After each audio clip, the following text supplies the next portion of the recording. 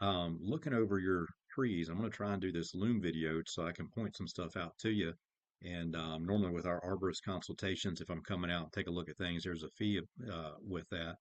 But your pictures are good enough. I can explain a lot of this stuff, I think, on this quick video and don't have to charge you for it.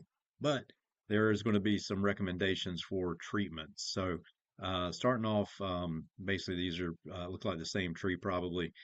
Maple tree, it is loaded with an insect called gloomy scale.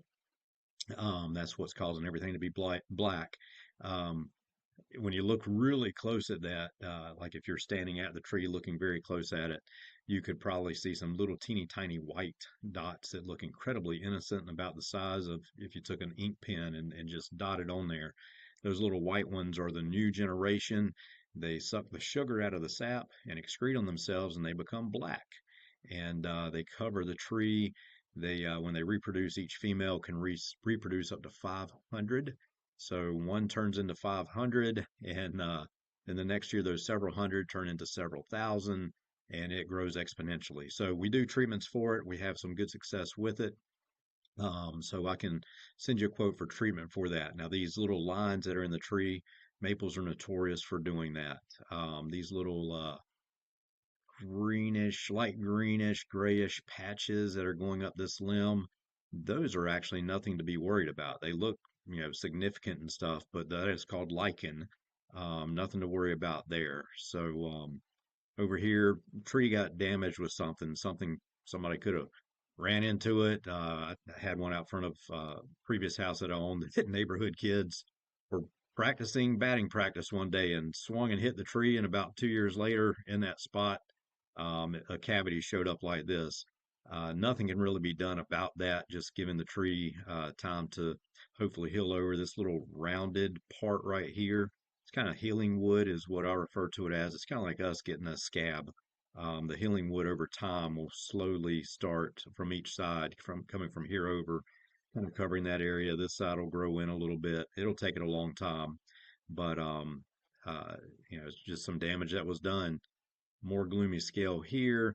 On your crepe myrtle, all these little white things here are another version of scale insects. They're called crepe myrtle bark scale.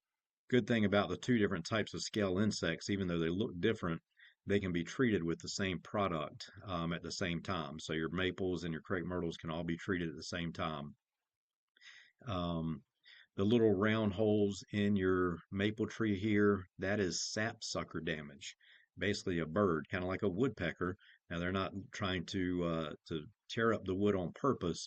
They're trying to drink the sap from that maple tree. Maple trees and actually hollies are notorious for sapsuckers coming in, and especially springtime, trying to get a drink of that sweet sap. So no treatment for that. Best thing you can do if they're active is trying to scare them away.